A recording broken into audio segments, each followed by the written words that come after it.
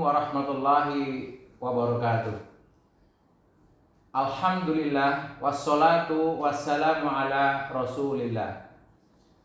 Sahabat yang beriman, izinkan saya pada kesempatan kali ini berbagi motivasi dan inspirasi Islami dengan tema besar tipologi manusia dalam menghadapi permasalahan hidup. Paling tidak, manusia ketika menghadapi permasalahan hidup terbagi menjadi 3. Yang pertama, mereka yang disebut loser, tipe loser.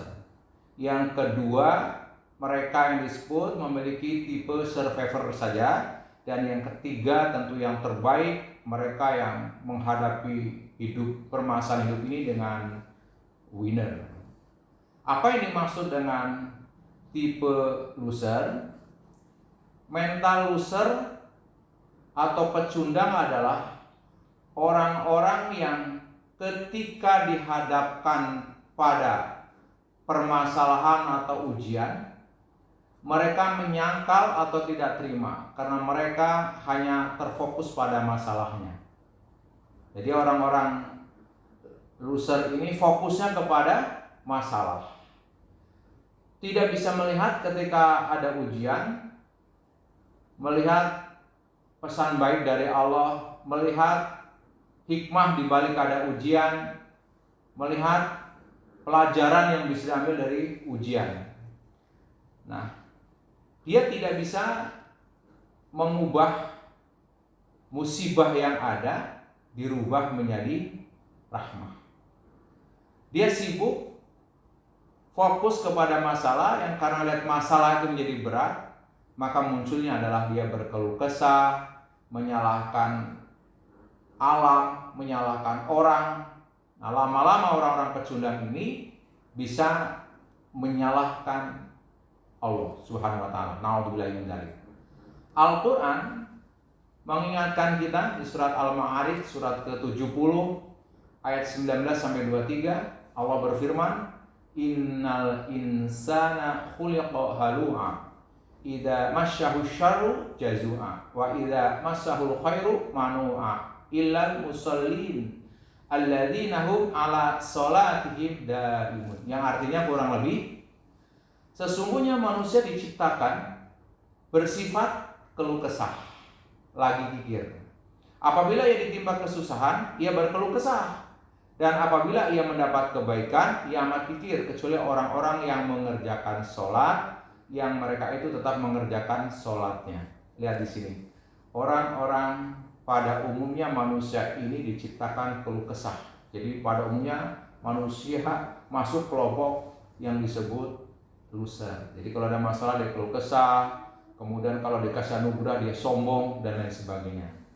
Nah, orang-orang loser ini atau pecundang lupa bahwasanya setiap ujian yang menimpa kita terjadi atas izin Allah dan tidak ada yang Allah takdirkan kepada setiap manusia kecuali ada kebaikannya.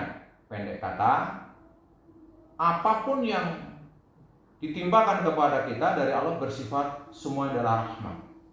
Nah, sayangnya kita sering lupa bahwa rahmat ada yang rasanya manis, enak, seperti kita sehat, itu rahmat juga rasanya enak. Kita dikasih rezeki yang banyak, senang, enak juga. Tapi sering kali lupa kita bahwa ada rahmat yang rasanya pahit. Kita masih ingat kalau di daerah Jawa itu kalau anak kecil dia tidak mau makan, tidak nafsu makan, maka ibunya akan membuat ramuan yang disebut jamu. Jamu itu rasanya pahit. Maka anak tadi dipegang tangannya oleh ibu dan neneknya, kemudian jamunya diperas di mulutnya sehingga terasa pahit, dipaksa sehingga masuk ke perut. Ketika menelan jamu tadi, tentu anak tadi berontak, betapa nggak enaknya ini, kenapa saya disiksa dalam tanda petik. Tahukah kita, setelah anak tadi meminum jamu dari ibunya, maka setelah jamu masuk berproses dengan izin Allah, maka dia ada nafsu makan, badannya sehat. Pahitnya jamu ada rahmat bagi anak kecil yang tidak doyan makan, yang kemudian akhirnya dia bisa sehat, bisa bermain dengan teman-temannya. Nah, kenapa orang-orang pecundang itu tidak bisa menerima dalam tanda petik rahmat yang rasanya pahit? Karena dia fokus kepada masalahnya. Dia tidak fokus kepada Allah, di mana setiap Allah memberikan kepada kita adalah semuanya rahmat. Sahabat yang beriman yang dirahmati Allah Ta'ala, dalam hidup ini ada dua hal yang harus kita pahami. Yang pertama, hal-hal yang ada dalam kendali kita, seperti respon kita, pikiran kita, perasaan kita, dan perilaku kita terhadap hal-hal tadi, kita memiliki kendali penuh atasnya. Yang kedua, di samping ada hal-hal yang ada dalam kendali kita, ada juga hal-hal yang di luar kendali kita. Contohnya apa yang di luar kendali kita? Cuaca, wabah penyakit, sakit, sikap dan perilaku orang terhadap kita, dan lain-lain. Kita tidak punya kendali terhadapnya. Nah, orang-orang yang pecundang tadi, dia tidak memahami bahwa ada yang dalam kendali kita, ada yang di luar kendali kita. Kita hanya fokus kepada apa yang ada dalam kendali kita. Yang ada dalam kendali kita ini yang menentukan yang di luar kendali kita. Contoh, hari ini sebagian kita atau seluruh masyarakat mungkinnya merasakan ada ujian corona. Corona termasuk di luar kendali kita. Kita nggak bisa ngapa-ngapain terhadap corona, tidak bisa mengatakan corona kamu berhenti, kamu pulang ke negerimu misalnya, atau hilanglah kamu corona, nggak bisa. Yang bisa kita lakukan adalah bagaimana kita menyikapi adanya corona. Bagaimana kita tetap berpikir positif terhadap corona, karena sikap berpikir positif dan bertindak positif itu yang ada dalam kendali kita. Berapa banyak hari ini para pecundang yang mengatakan kapan ya corona berakhir? Apa kira-kira ada yang bisa jawab? Kenapa ya corona nggak berakhir? Apa ada yang bisa jawab? Tidak ada. Tapi orang-orang yang nantinya kita akan bahas tentang orang-orang yang bermental winner, dia tidak sibuk ngurusi corona, tapi dia sibuk bagaimana membangun sikapnya. Bagaimana corona yang datang kepada kita yang merupakan ujian dikelola menjadi sebuah rahmat. Berapa banyak orang dengan adanya corona menjadi hafal Quran. Berapa banyak orang yang karena corona, asbab corona, dia jadi punya usaha dan sebagainya. Mereka itu adalah fokus kepada apa yang ada dalam kendali dia, yaitu sikapnya.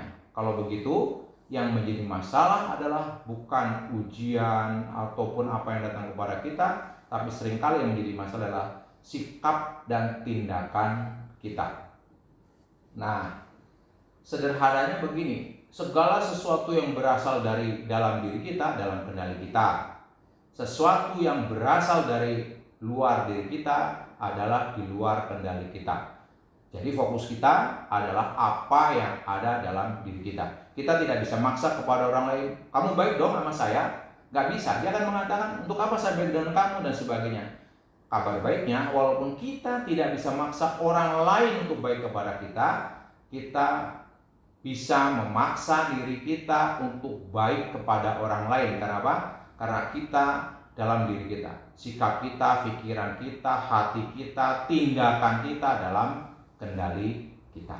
Nah, ada pepatah yang indah, kita tidak dapat mengendalikan arah angin, tapi kita dapat mengatur layar dan mengarahkan perahu kita. Ini yang pertama, orang-orang tipologi loser. Mudah-mudahan kita dijauhkan dari loser. Yang kedua, mereka yang ketika menghadapi masalah disebut dengan mental survivor, hanya bertahan. Cirinya apa? Ketika dihadapkan pada masalah atau ujian, mereka bersikap AB, tidak peduli, apatis, pasrah, negatif. Keadaan sudah begini suruh ngapain? Udah kena corona mau ngapain? Mau gimana lagi? Mereka tidak berusaha mengubah masalah atau ujian menjadi berkah. Masalah jangka pendek diubah menjadi masalah rahmat jangka panjang. Kegagalan jangka pendek tidak diubah menjadi sukses jangka panjang. Orang-orang survive kelihatannya kuat, tapi sebetulnya lemah. Karena dia hanya bisa bertahan dan nggak lama dia akan jatuh kepada loser juga. Jadi dia hanya bertahan, tidak berusaha mengubah musibah yang ada menjadi rahmat jangka panjang, tidak bisa mengubah kegagalan jangka pendek menjadi sukses jangka panjang. Dan yang ketiga yang tentu kita harapkan adalah kita hendaklah memiliki mental winner. Siapa mereka? Orang-orang yang bermental winner, mereka adalah orang-orang yang beriman. Mental winner adalah cirinya apapun yang menimpa dia baik. Nah, mental winner ini digelari oleh Rasulullah sebagai seorang yang ajaban, menakjubkan. Dalam sebuah hadis, Rasul memberi penghargaan orang-orang yang bermental winner, ajaban li amril mu'min inna amrohu kullahu lahu khair wa laysa dzalika li ahadin illa lil mu'min. In asobathu sarra'u syakara fakana khailahu wa in asobathu dharra'u sabara fakana khailahu. Sungguh menakjubkan keadaan seorang mukmin, seluruh urusannya itu baik. Ia tidaklah didapati kecuali pada seorang mukmin. Jika mendapatkan kesenangan, maka ia bersyukur, itu baik baginya. Jika mendapatkan kesusahan, ia bersabar, itu pun baik baginya. Coba lihat di sini. Ciri seorang winner, dia selalu berprasangka baik kepada Allah. Seraya mencari pesan indah dari Allah, seraya mencari hikmah terbaik dari Allah, mengambil langkah positif ketika ada ujian, membenahi sikap, berusaha mengelola ujian jangka pendek menjadi rahmat jangka panjang, kegagalan jangka pendek menjadi sukses jangka panjang. Ciri winner 2, kalau diuji dia bersabar, sabarnya yang membuat dia menjadi baik. Kalau dikasih anugerah, ia bersyukur, syukurnya yang menjadi baik. Jadi seorang winner atau seorang yang beriman, 2, separohnya syukur, separohnya sabar. Saking dia sibuknya bersyukur, sampai lupa dia berkeluh kesah. Saking sibuknya mencari kelemahan diri, tidak suka, tidak tertarik mencari kesalahan orang lain. Nah, orang-orang yang digelari winner, yang dia bisa membuat apapun yang menimpa dia menjadi baik, ini memiliki ciri khas, yaitu mengimani 3 kebenaran yang ada. Jadi seorang beriman tadi yang digelari winner, apapun yang menimpa dia baik, kalau diuji dia bersabar dan mengubah musibah menjadi rahmah. Misalkan begini, dia lagi punya impian banyak sekali, ingin uang yang banyak, rezeki yang banyak, anaknya biar sekolah, mungkin karir dia biasa baik, tapi diuji oleh Allah Subhanahu wa taala, sakit misalkan. Orang-orang winner akan melihat pesan indah dari Allah dengan sakitnya, lalu mengelola sakitnya tadi menjadi rahmat jangka panjang. Dengan cara apa? Dengan cara dia mencari pesan indah, pesan cinta dari Allah. Bisa jadi bagi dia sholat, sakitnya dia adalah bentuk pengabulan doa dia. Betapa tidak. Rasul mengabarkan kepada kita, orang-orang yang sakit doanya makbul. Orang yang sakit diampuni dosanya kalau dia ridho dalam sakitnya. Orang sakit diangkat derajatnya dan sebagainya. Bayangkan kalau seorang winner, karena dia sadar bahwa dia lagi butuh banyak bantuan Allah, tapi tahu sakit dia dengan husnudzonnya bahwa inilah bentuk pengabulan doa. Kenapa? Dengan sakit doanya diampuni. Inilah bentuk bagaimana dia akan mudah mencapai impiannya. Kenapa? Dengan sakit doanya makbul. Saking makbulnya, Rasul mengingatkan kita kalau kita berjumpa orang yang sakit untuk minta doa. Dan akhirnya karena sakitnya, dia banyak berdoa kepada Allah Subhanahu wa taala. Saya membaca sebuah buku motivasi bercerita tentang seorang mahasiswa yang setelah diwisuda, yang lain setelah diwisuda bekerja meneruskan studi. Mahasiswa ini dengan izin Allah selesai diwisuda, diuji sakit, yaitu berupa lumpuh total. Akibatnya di saat orang lain sibuk mencari kerja, dia harus berbaring. Tetapi beruntung dia orang mahasiswa yang dalam hal ini tergolong orang yang beriman, yang di kelompok winner. Dia mencari pesan indahnya apa, pesan cintanya apa sehingga dia sakit, maka ditemukan, oh bisa jadi Allah memberi kesempatan saya untuk mempelajari yang lain. Maka selama sakit dia membaca Quran terus menerus, dia syukuri yang lumpuhkan kaki saya, tangan saya tidak lumpuh, otak saya nggak lumpuh, maka digunakan membaca Quran. Tiba-tiba timbul inspirasi baru. Kenapa cuma membaca Quran, ada kesempatan kayak seperti ini, kenapa nggak menghafal? Maka dia mencari mentor, mencari guru, kemudian dia undang guru untuk membimbing dia menghafal Quran. Dengan izin Allah, saya baca di buku tadi, mahasiswa ini hafal Quran dalam waktu 8 bulan. Setelah 8 bulan dia syukur sekali, bersyukur saya bisa hafal Quran. Ini lebih berharga dari seandainya saya mungkin kalau nggak diuji sakit saya sudah kemana-mana. Nah menariknya apa? Dengan izin Allah pula, dengan terus ikhtiar berobatnya, menghafal Qurannya, ditakdirkan Allah setelah hafal Quran 8 bulan tadi, mahasiswa ini sembuh total dari lumpuhnya. Bayangkan, hadiah yang luar biasa yang sebelumnya dia tidak mengerti. Kalau seandainya tidak dengan iman dia berprasangka baik kepada Allah. Bayangkan, ujiannya pendek 8 bulan, tapi bisa mahasiswa tadi mengubah musibah jangka pendek menjadi rahmat jangka panjang. Ini katakan bahwa seorang yang disebut winner bisa mengubah musibah jangka pendek menjadi rahmat jangka panjang. Dan seorang yang beriman atau winner mengimani 3 kebenaran yang ada. Yang pertama, imani betul, dia mengimani betul ujian adalah sebuah keniscayaan. Yang kedua, iman yang kuat bisa mengubah musibah menjadi rahmat. Dan yang ketiga, dia mengimani bahwa setiap manusia punya potensi yang luar biasa sehingga bisa menjadi unggul. Nah, terhadap 3 hal yang harus diiman tadi, yang pertama mengimani ujian adalah sebuah keniscayaan, bahwasanya yang pertama adalah Allah pasti akan berikan ujian kepada siapapun. Jadi orang-orang winner sadar betul bahwa setiap kita pasti akan diuji oleh Allah Subhanahu wa taala. Dengan bahasa berbeda, ujian adalah sebuah keniscayaan. Allah berfirman di surat Al-Baqarah ayat 155, "Walanabluwannakum bisyai'im minal khaufi wal ju'i wa naqsim minal amwali wa anfusi wa samarat wa basyiris shabirin." Dan sungguh akan kami berikan cobaan kepadamu dengan sedikit ketakutan, kelaparan, kekurangan harta, jiwa dan buah-buahan, dan berikanlah berita gembira kepada orang-orang yang sabar. Dan di sini, satu sisi Allah berfirman pasti akan diuji. Allah akan berikan ujian kepada kita. Satu sisi Allah ngasih kabar gembira kepada mereka yang sabar. Nah lalu kalau udah pasti diuji, untuk apa kita minta? Jangan diuji, karena itu tidak mungkin. Selama masih ada kehidupan, pasti ada ujian. Lalu apa yang diminta?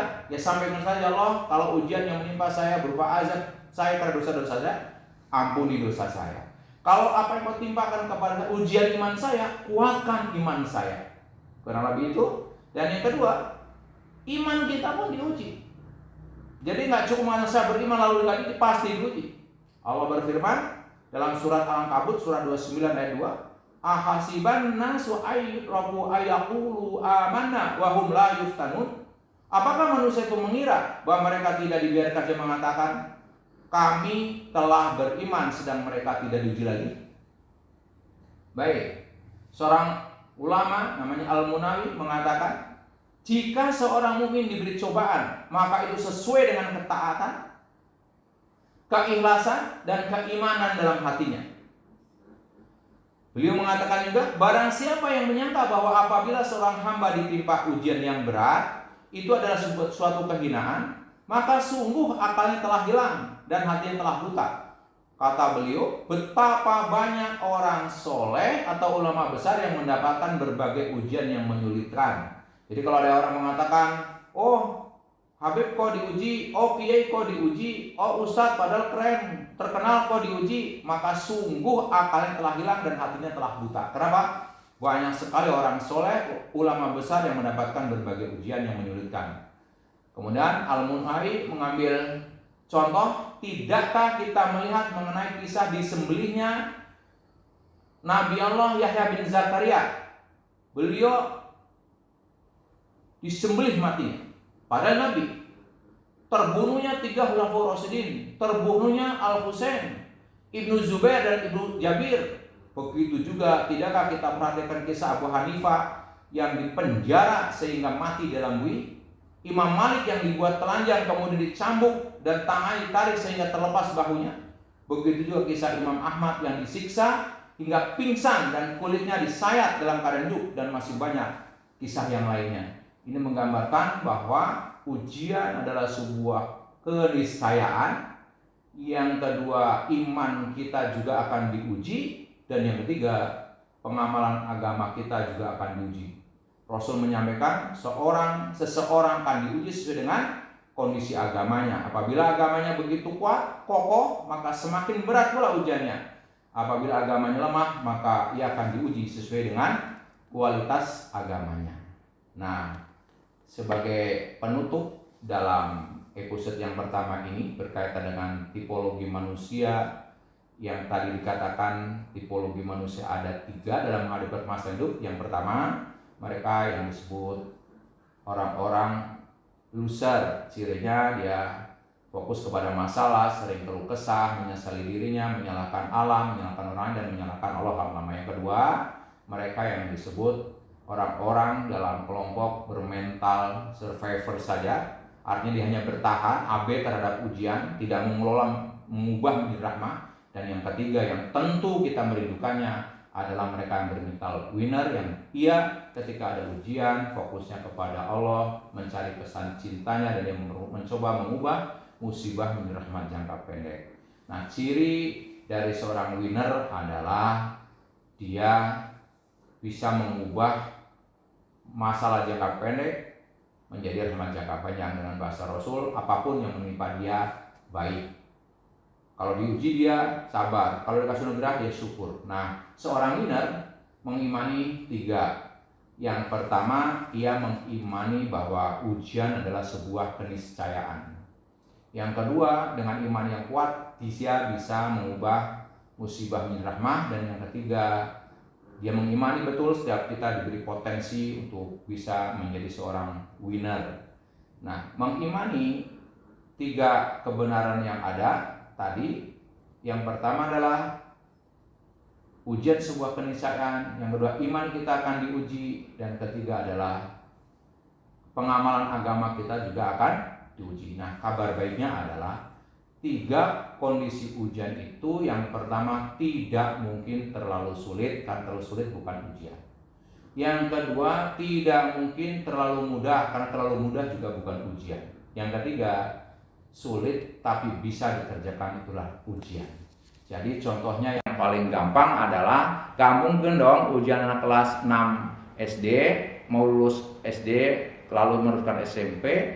Ujiannya misalkan saja pemerintah akan membangun jembatan penghubung antara Merak dan Bakahuni dengan panjang misalkan saja 400 km saja. Untuk kemudian lebar sekian, berapakah pasir yang diperlukan? Tentu ujian ini adalah bukan untuk anak SD, gurunya pun mungkin nggak bisa mengerjakan. Melihat soal seperti ini, anak-anak akan bilang ini bukan ujian, terlalu sulit. Atau sebaliknya, ujian SMA negeri 1 misalkan, mau lulus, ujian matematikanya adalah Budi memiliki 5 balon, kemudian 1 balon meletus, berapa sisanya misalkan, yaitu bukan ujian juga, anak SMA terlalu mudah. Yang namanya ujian sulit tapi bisa. Nah, masalahnya kenapa ujiannya itu sama dan gurunya sama seringkali, kemudian mejanya sama, sekolahnya sama, ada yang bisa mengerjakan, ada yang tidak. Perhatikan dengan baik, mereka yang bisa mengerjakan, kalau ditanya kenapa kamu bisa nilai 10, karena dia dekat dengan pemberi ujian, yaitu gurunya, kemudian dia juga sering latihan dan sebagainya. Dalam hidup ini sama, kita diuji, kenapa ada yang bisa dan tidak? Perhatikan, yang bisa insya Allah mereka dekat dengan pemberi ujian, yaitu Allah Subhanahu Wa Taala, sering belajar, ikut kajian, bergaul dengan orang soleh, dan sering membaca buku-buku orang-orang hebat yang melewati ujian. Insya Allah ini yang membedakan antara yang satu bisa mengikuti ujian, lulus ujian, yang satu makin terpuruk. Mudah-mudahan kita tergolong orang-orang yang senantiasa bisa mengubah musibah menjadi rahmah. Demikian, mudah-mudahan bermanfaat. Nanti akan kita teruskan. Seorang pemenang, seorang winner akan bisa mengubah musibah menjadi rahmah di pertemuan yang akan datang. Lebih dan kurangnya, Assalamualaikum warahmatullahi wabarakatuh.